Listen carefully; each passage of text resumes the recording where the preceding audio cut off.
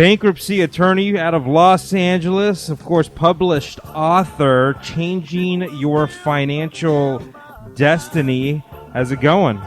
Very good. Good to be here. I've looked forward to being here all week. Good seeing you, David. David R. Hagen. Yeah, we got to make sure of that.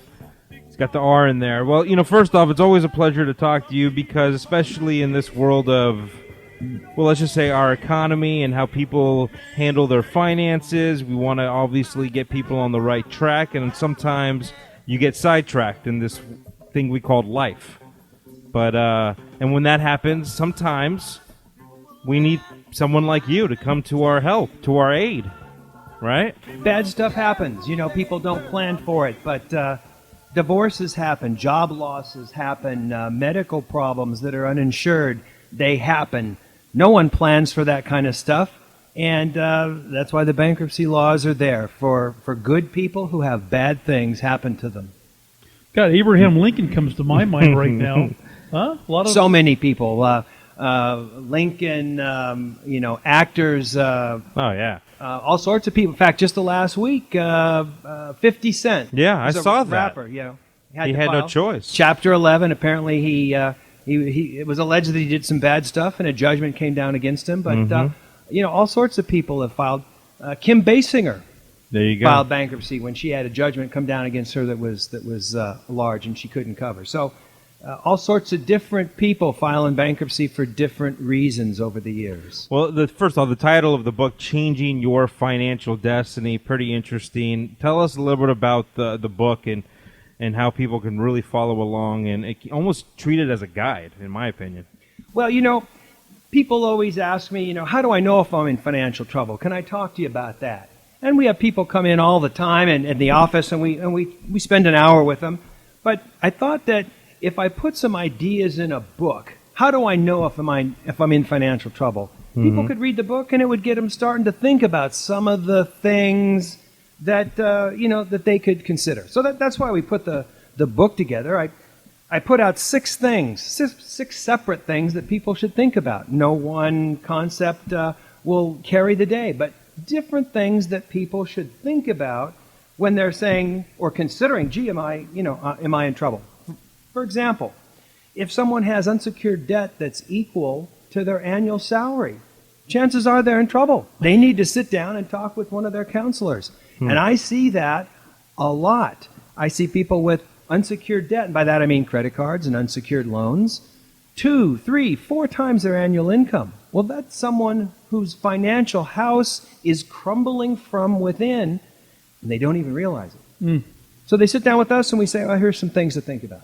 Interesting. And we don't carry the day. Someone shouldn't go talk just to a bankruptcy attorney about whether they're in financial trouble. They need to get a bankruptcy attorney's advice, maybe some spiritual advisor that they talk to, maybe an uncle or a family friend. They need to consider the input from all those people when determining whether they really need to do something dramatic to change their financial course. I mean, obviously there's different options and roads to choose from. I mean, I wouldn't even know where to begin. I mean, as far as filing bankruptcy, there's all different styles, different types to file, correct? And it fits the different types of situations. Maybe our audience might just want to Google or go to David R.'s website. Yeah. Firstly. Actually, let's throw that out there. FORbankruptcy.com out of Los Angeles. But I mean, talk about some of the the different options that people might have. I mean, honestly, when you get to a certain point, you might need to go that route. Well, in the book, I identify 5 or 6 different things that people might do to fix these financial issues. Only 2 of them are bankruptcy, frankly. So we lay this array of options out for people and help them to decide what might be best for them. For example, for some people, it's better to try and settle debt. To offer cash settlements. That's if the debt's delinquent and if they have assets that could be a problem in a bankruptcy. So we talk to them about settling the debt. Now, that needs to be done in conjunction with an accountant because there can be tax issues, and it needs to be done in conjunction usually with a lawyer because there's some legal issues like is the settlement broad enough so you don't have to worry about these people anymore? But for some people, that's the right decision. Fully half of the people that we sit down with, we advise them not to file or they don't utilize our services. We said, look, there's a better way to deal with this. short of bankruptcy, which is the most extreme and well, sometimes mostly efficient way to go. But there are other ways to do it besides just bankruptcy. I hear what you're saying. So we give people the broadest array of options. And like I said, there's 6 of those options in the book. And that's why we put it all in there, to get people thinking before they even talk to their, whoever their advisors and counselors are. Changing Your Financial Destiny, David R. Hagen, Hagen.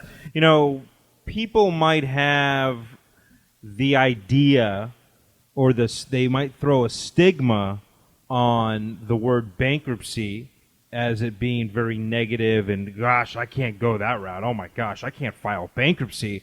I'm cheating this person, or I'm going to get away with this. But shed some light on why it's not really a bad thing, and that it's part of possibly the equation. And it's not like it's some weird or random thing. I mean, honestly, it's something that we might need to, access one day.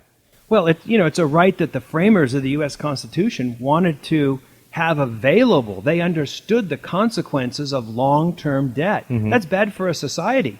On a microeconomic level, someone might feel like, oh, I'm getting away with this, or this is a bad thing. If you look at the macroeconomic view, it's taking people that are hopelessly mired in debt, getting rid of that debt, and getting them back into producing towards the gross national product, to get them productive so they can take care of themselves and their family again. Right. So for the right person, it's the absolute right move. But that's the biggest decision that we help people with when we sit down with them. Is this the right move for me? Sometimes it's pretty obvious. I mean, in business, some people just, not some. I mean, I'm sure a good majority of people, we all make bad decisions at some point, and we try to, unfortunately, those decisions might put us in a certain bind, and, it is what it is. Oh, I mean, absolutely. During the recession, so many people wanted to stay in their house that was so upside down. Yeah. And we were saying, take out the trash. Let's get rid of that house. And they stayed in it, and they kept paying, and they were upside down, and boom, boom, boom. And it drove down the economy even further. They stayed in that property way longer than they should have. Their recovery was put off a whole bunch of years, and most of them weren't able to make those pieces of property work ultimately in the long run. So, it makes sense sometimes to just absolutely take out the trash and start fresh. Let's get that person happy and productive again so that they can take care of themselves and their family. Sometimes it doesn't work out. Golly, over the years, 25, whatever years we've been doing this, we've had 3 people who have killed themselves. Wow. Killing themselves over debt. Now, those are people whose values are out of line, and we're not mental health professionals. But there are some people that can't get on the Fresh Start train and get their hands around it, and that's a scary situation. That's sad, Oh my gosh. That's sad. I mean, this is serious stuff. Divorces and medical problems, and a lot of times those things get better once we give people 2 or 3 tools Right. to clean this stuff up. But sometimes they just can't get their head around it, and it's tragic. There's options out there, people, and obviously it's not going to happen overnight, but it's a process, and there's obviously these great opportunities and options that we are allowed now to have. And talk about, obviously, you practice bankruptcy almost exclusively for, totally. I mean, there's some different things out there. So like we'll throw out like creditor issues and student loans and credit card debt, medical bills, tax debt. I mean, the list go on and on. There's a lot of issues out there. Absolutely. 10 years ago, the issue was credit card debt. All-time historic amounts of credit card debt, and people were trying to repay this debt at, 19, 20, 21%. That's suicide. That's financial suicide. It's terrible. The interesting thing that's happening now is that for the first time in history, the total amount of student loan debt exceeds the total amount of credit card debt. Wow. That's crazy. And those student loans are non-dischargeable, and there's no statute of limitation on many of those. So people are struggling. Kids coming out of school, 100, 200,000 in debt, non-dischargeable, going to follow them for the rest of their life, and there's not much they can do other than Pay it. pay it or leave town. And that's Oh, not, man. right? That's not a good social policy. I've actually had clients that have left town because they didn't have the beginnings of the ability to pay that debt. Now, when you say left town, leave the country? The country. I had someone send me a box of Swiss chocolates. I didn't advise them to leave the country, but they sent me Swiss chocolates. They said, it turns out it's kind of nice over here. And I said, well, when you coming back? He finished his medical degree. I said, when you coming back? He said, I don't know if I will now. And that's too bad. That's an extreme remedy to walk out on the country. That's tough. No, That's really tough. But for some people, I guess it makes sense. staying alive. Yeah, absolutely.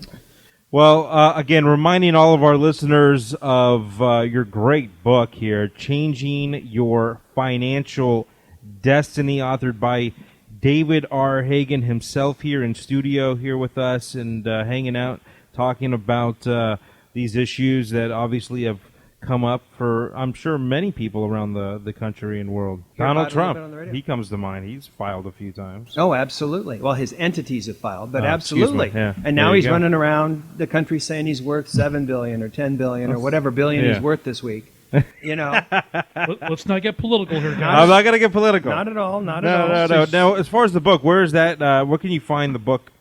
Well, the book's for sale on Amazon. Okay. So people can go to Amazon. I think we sell it for like $10. Yeah. Or people can call our office in Woodland Hills. We'll get one out to you. It's not so much how many books we can sell, but how much can we get the message out. Mm-hmm. And that's why I encourage people, if they get their hands on the book, read it, internalize it, give it to a friend. Yeah. Because we want to get the message out. It's about cleaning up, it's about determining whether there's a financial problem, looking at ways to fix it, and then the book also has a third part to it, which is, all right, you're at ground level, you're zero. How do you move ahead successfully now? And it talks about compounding interest and putting yourself on a spending plan, not a budget. Because if you're on a budget, it's like a diet, you don't want to be on it. But a spending plan, well, that sounds something like I want to move forward on. So there's really three parts to the book. Yeah. And we just want to get the message out. I love it. I think it's a great read. It's an easy read, by the way, and I want to emphasize that for people. It's like just over 80 pages. Over 80 pages. Easy to read. I want someone to get through this in a night or two. You know, you don't need a big old book that talks about stocks and bonds and Right. retirement and blah, blah. It's simple, so that someone can internalize it right away and start tomorrow on this plan. Yeah. Well, I just want to say thank you for coming in studio yeah, it's very with us. This is nice. informative, We're always having fun here, talking golf, talking sports, and everything else in between. We do talk about the economy a little bit here and there, and this is an issue that I think people can really relate to.